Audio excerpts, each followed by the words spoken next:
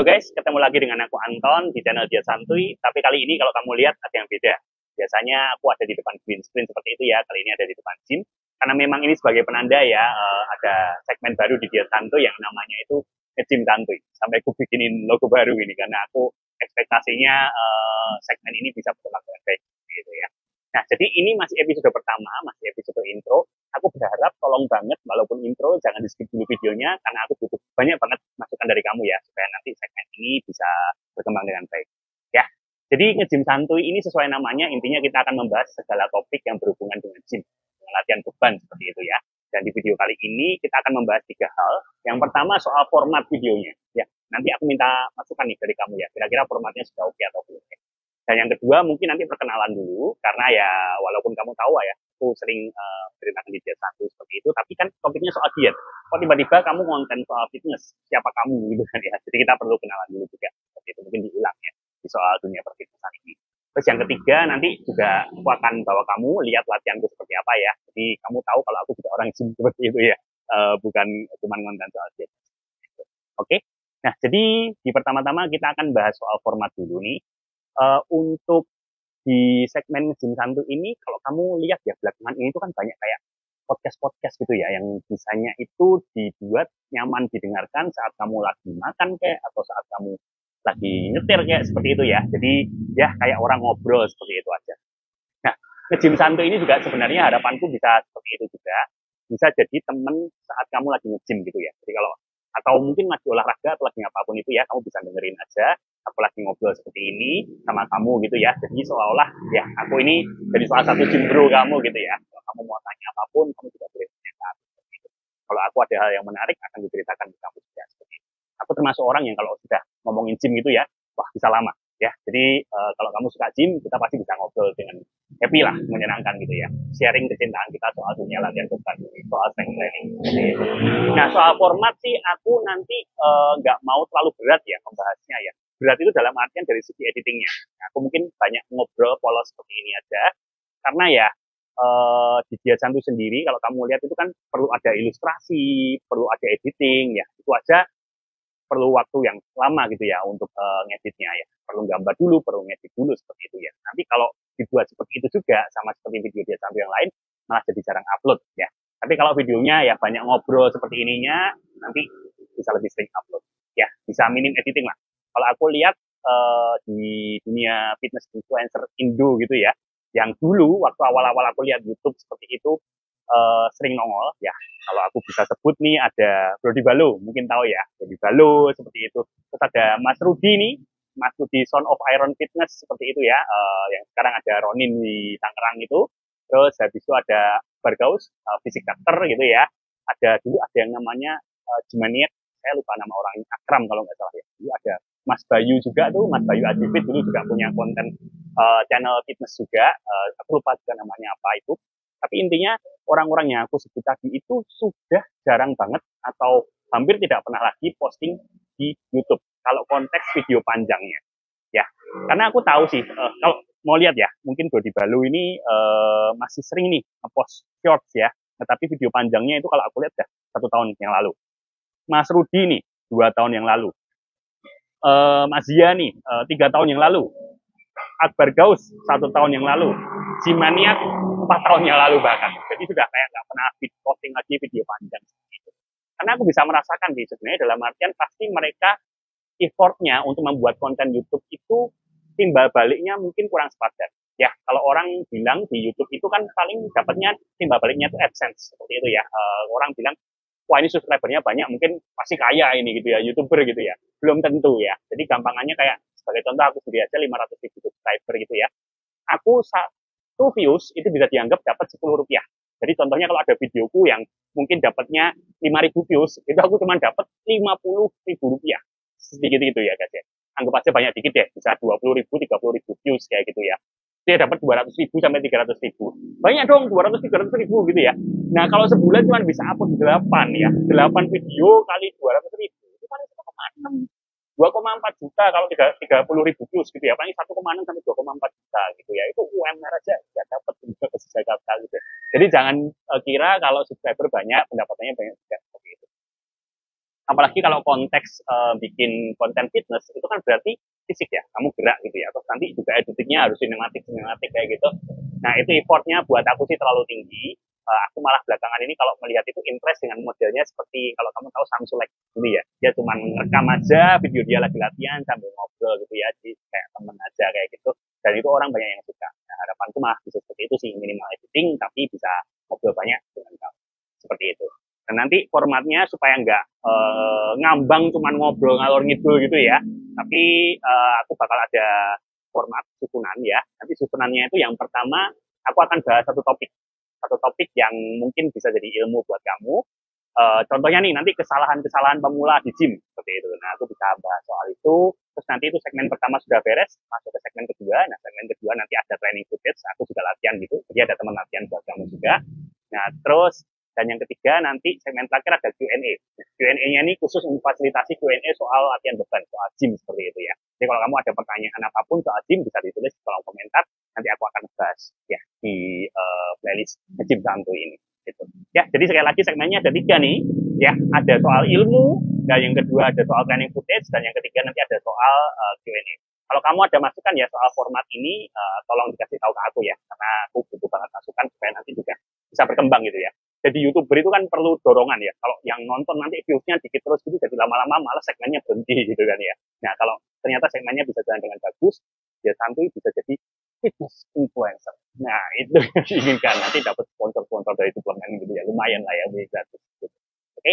Nah, itu yang pertama mungkin soal formatnya nanti bakal seperti apa. Dan yang kedua, sekarang saatnya perkenalan. Siapa nih kok konten fitness? Yang banyak belum orang tahu ya, sebenarnya aku punya gym. Nah, yang belakang ini tuh gymku sendiri. Gitu ya. Ini gym komersial sebenarnya, dipakai orang umum biasa bisa. Tapi nggak terlalu dikelola dengan baik lah. Jadi buat seneng-seneng aja. Ya ini gymku ada di Semarang. Kalau kamu mampir, boleh lah cari aja Arrow Gym gitu ya. Cuma 10.000 kayak datangnya. Silahkan mampir gitu. Kita, gitu.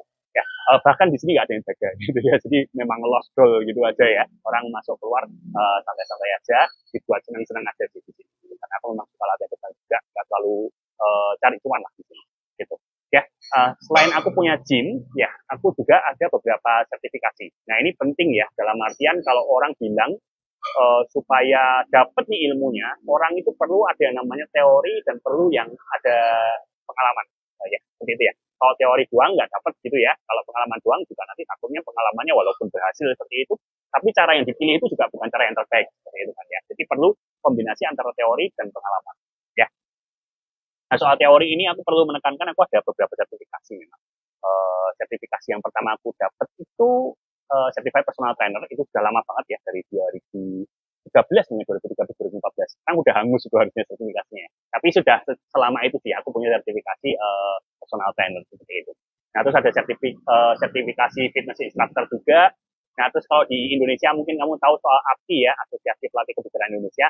Nah di sini unik nih, aku belum lulus soalnya di situ ya, belum lulus karena miskomunikasi.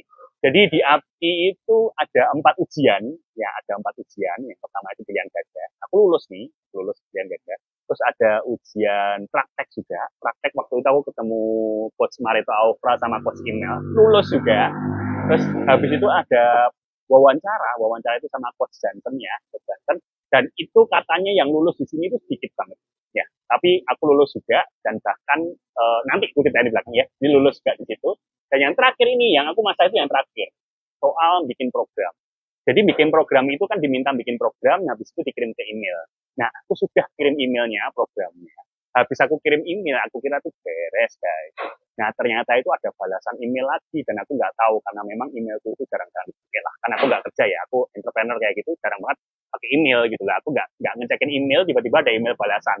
Dan aku baru sadar email balasannya itu nggak tahu ya, mungkin 2-3 bulan setelah email pertama aku kirim seperti itu. Nah, katanya sih sudah habis masa ujiannya, jadi nggak bisa harus pulang lagi seperti itu. Dan sampai sekarang aku belum pulang lagi, karena ya udah kan, ilmu itu kan kalau sudah dapat belajar kan ya sudah, sertifikasi hanya tetap saja.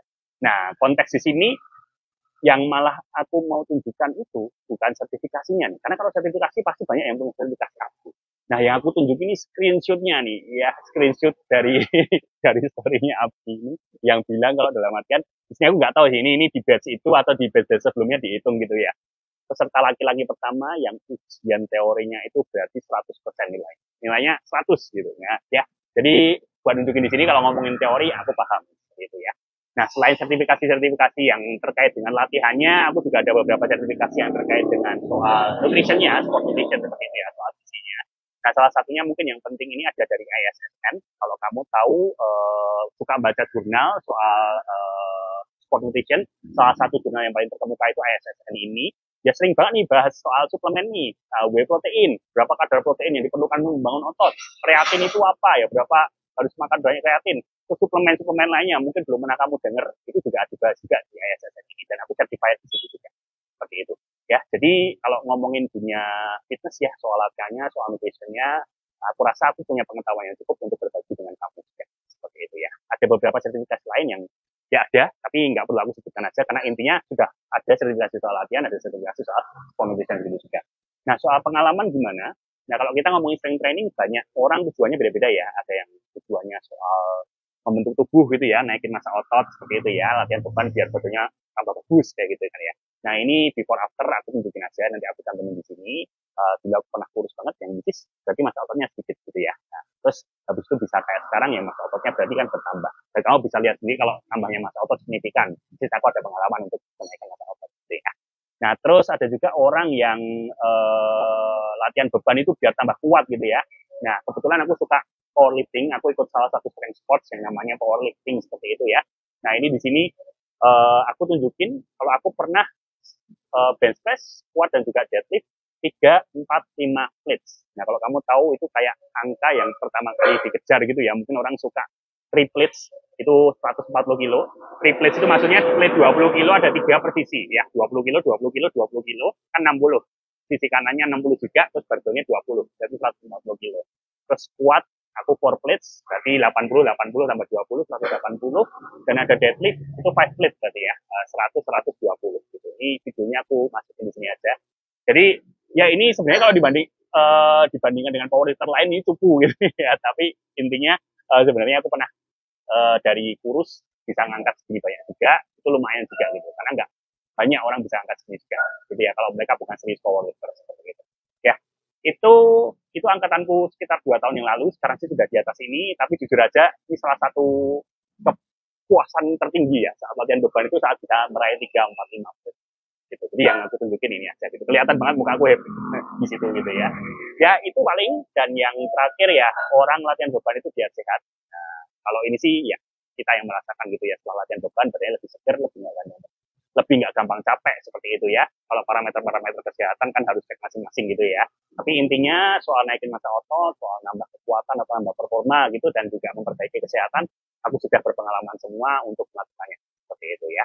Jadi ya aku rasa cukup layak lah ya untuk share. Walaupun tentunya masih banyak sekali fitness influencer yang jauh lebih pengalaman gitu ya. Tapi kita coba ya di dia satu ini, semoga nanti bisa membantu juga journey fitnessmu biar lebih mulus juga gitu ya. Dan bisa jadi ada teman gini ya untuk menjalani journey fitness kamu. Gitu. Ya, paling itu sudah aku jelasin formatnya nanti rencananya mau gimana, terus sudah aku jelasin juga perkenalan gitu ya. Nah, sekarang coba kita ikut ya latihan bareng-bareng. Oke guys, jadi hari ini jadwalnya itu latihan untuk squat dan bench ya. Jadi mungkin banyak belum orang tahu, kalau orang tahu workout split itu kebanyakan kan ya seperti bro split, sehari latihan satu otot, misalnya latihan dada doang, latihan punggung doang, latihan tangan doang, kaki doang gitu ya. Atau mungkin push pull leg atau upper lower. Ya. Tapi kalau orang yang biasa ikut sport powerlifting, itu splitnya mereka berdasarkan pattern gerakan. Pattern gerakan contohnya sih hari ini aku squat dan juga bench ya. Jadi seminggu aku workout 4 sampai 5 kali, utamanya di Senin, Rabu, Jumat dan Sabtu. Seninnya itu aku squat dan bench, Rabunya itu deadlift dan juga bench lagi. Terus hari Jumatnya aku squat dan bench, dan hari Sabtunya itu deadlift doang. Ya, jadi aku squat seminggu 2 kali, bench press seminggu 3 kali, deadlift seminggu 2 kali. Nah, ini soalnya program ala powerlifting ya. Jadi kalau kamu sukanya bodybuilding, biasanya nggak pakai split yang seperti ini. Pakai yang tadi itu, bro split atau push pull, leg atau upper lower gitu. Ya, ini kita workout dulu buat squat. Bar kosong.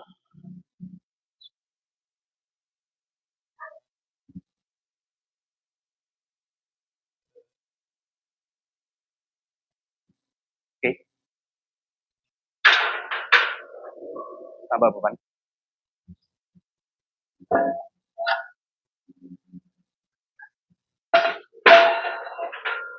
Hari ini sih rencana top set di 185. Terus habis itu kita back off. Nah, ini istilah-istilah powerlifting. Nanti kita bahasnya kalau ada yang tanya aja. Karena mungkin mayoritas dari subscriber bukan ke powerlifting ya, tapi ke utamanya ke lebih general strength training seperti itu untuk naikin massa otot aja. Ya, nggak apa-apa, sekedar info aja kalau itu. Oke, masuk ke top set 185 kilo satu kali aja ini. Habis itu kita back off ke 170.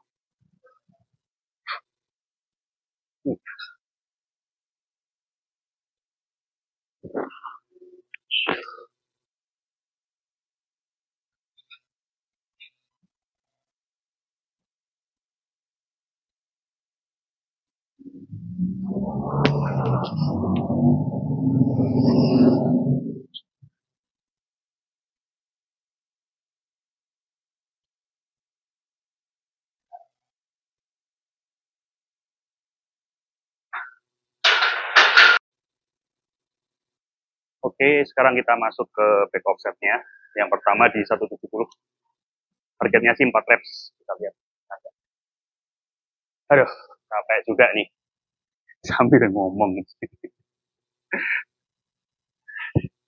Harusnya bisa nafas sama ngomong.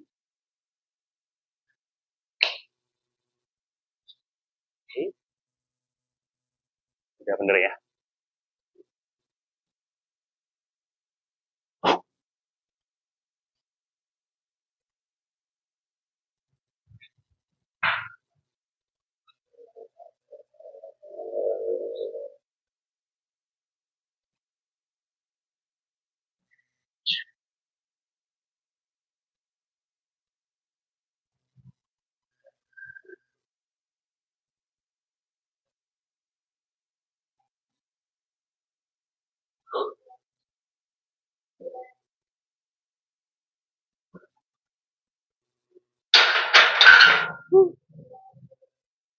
Berat-berat.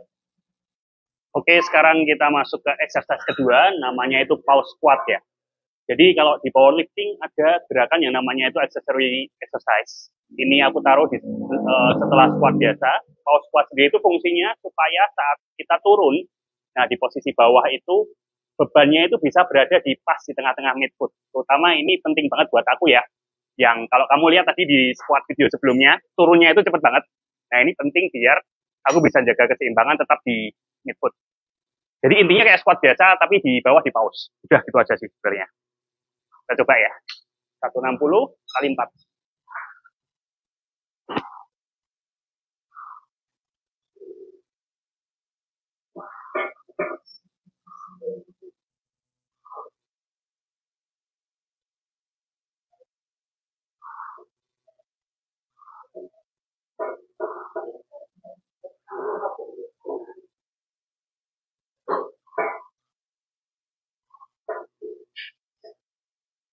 Oke. Oke, sekarang kita masuk ke exercise ketiga ya. Bench press, tadi udah pemanasan, langsung ke top set aja di 136,5 kali 1.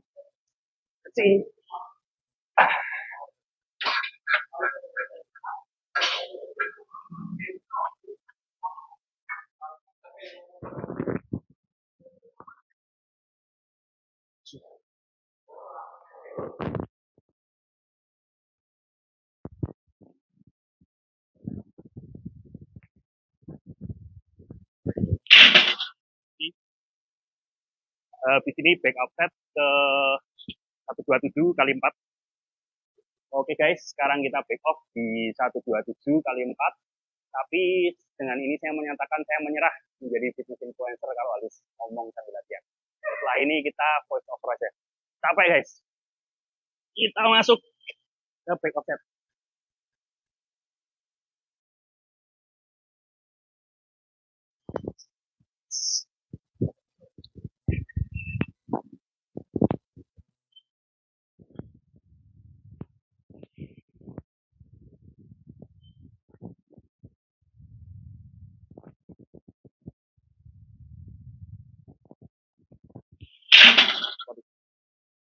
PE-nya ketinggian dulu. Oke. Keempat, yang terakhir kali ini aksesoris buat bench ya. Kita lakuin tempo bench press namanya. Nah, temponya nanti kita eksentriknya alias turunnya itu 4 detik, pause-nya 2 detik, dan nanti naiknya eksplosif aja. Nah, biasa kalau powerlifter itu bench press-nya dia frekuensinya cukup tinggi. Nah, kalau bench press tapi bebannya tinggi terus, itu ya nggak recover lah, karena tadi frekuensinya tinggi gitu. Nah, tempo bench press ini sering jadi salah satu upaya untuk load management. Jadi kita bisa cukup intens melatihnya karena temponya pelan tadi, tapi beban yang digunakan nggak terlalu berat. Sekaligus kita bagusin juga turunnya itu biar konstan. Ya, kita coba.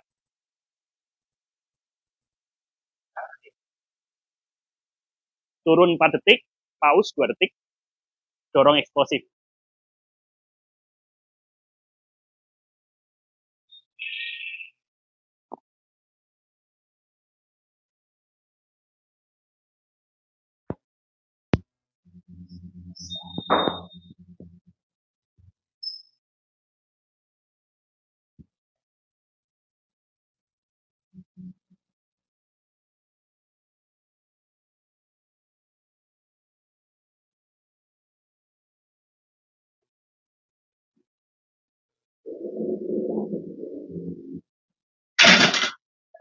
Untuk gerakan terakhir, aku tutup dengan aksesoris ya buat tricep. Di sini aku melakukan tricep push down gitu. Nah, ini contoh kalau nanti videonya misal kamu requestnya lebih bagus pakai suara yang di voice over ya. Jadi bukan aku latihan sambil ngomong, tapi video latihannya aku cover dengan suara di luar itu, seperti itu. Kira-kira menurutmu gimana? Bagus gerakan-gerakan sebelum ini yang aku latihan sambil ngomong atau di voice over seperti ini guys? Tulis di kolom komentar ya, aku butuh pendapat kamu. Oke guys, latihannya sudah selesai. Nah, sekarang aku ada di kantor ya, ada di kantor sambil minum botol stick seperti itu. Dan aku mau coba bahas sedikit nih. Tapi menurutmu gimana videonya? Secara global ya, formatnya bakal seperti tadi. Di awal-awal ada cerita seperti itu. Cuman mungkin next episode kedua dan seterusnya ceritanya bukan intro kayak tadi ya, yang cuma ngomongin soal format video ini, perkenalan kayak gitu, tapi lebih soal edukasi ya. Setelah itu kita masuk ke footage video latihan seperti tadi. Aku latihan, kamu bisa lihat seperti itu. Dan mungkin aku butuh masukan sih, terutama soal soundnya seperti itu ya. Karena tadi kan berarti aku latihan sambil ngomong. Dan itu berat juga ternyata ya. Berat juga karena sebelum melakukan gerakan yang notabene berat kayak gitu ya, biasanya kan harus jaga mental fokus seperti itu, tapi tadi jadi harus ngomong duluan seperti itu ya. Nggak gampang juga, tapi nanti kalau kamu suka yang seperti itu akan aku usahakan seperti itu. Atau bagus yang voice over, jadi aku latihan cuma latihan aja, suaranya dari luar kayak gitu ya, aku isi kayak gitu. Menurut kamu bagus yang mana? Pertimbangannya juga, tapi kalau misalnya latihan sambil ngomong itu ada background musik ya, itu kan musiknya bisa masuk juga kayak gitu. Makanya tadi aku izin matiin musik dulu. Nah kalau matiin musik, misal ada member yang latihan, kasihan juga itu latihan tanpa musik seperti itu ya. Dan takutnya kalau misal pun nih background musiknya juga masuk seperti itu dan itu ternyata lagunya ada copyrightnya kan, jadi videonya nggak bisa dimonetisasi. Ya, tapi pertimbangannya itu aja. Tapi kalau misalnya memang kamu suka kayak lagi aku latihan sambil ngomong, ya akan aku katakan seperti itu. Tapi kalau suka voice over, tolong ditulis ya di komentar ya, menurut kamu bagaimana. Terus mungkin tadi di awal nanti ada edukasi, terus footage latihan. Nah, terakhir di kantor nih sambil aku minum botol ototik, santai-santai seperti itu ya, pendinginan seperti itu. Mungkin aku bisa isi dengan Q&A. Kalau kamu ada pertanyaan di kolom komentar, nanti aku jadiin konten seperti itu. Ya, kira-kira bisa aku jabarkan dengan video seperti itu. Jadi ada edukasi yang dari aku, ada yang memang menjawab pertanyaan kamu dalam satu video. Seperti itu sih, paling ya. Nah, sekali lagi, ini video pertama masih raw banget, masih mentah banget seperti itu ya. Aku tadi juga baru pertama kali latihan sambil ngomong kayak gitu, nggak gampang ternyata jadi fitness influencer kayak gitu ya. Tapi akan aku usahakan. Semoga harapannya ke depannya playlistnya Jim Santu ini bisa jadi salah satu opsi ya untuk belajar fitness di Indonesia. Paling itu, kita ketemu lagi di video selanjutnya.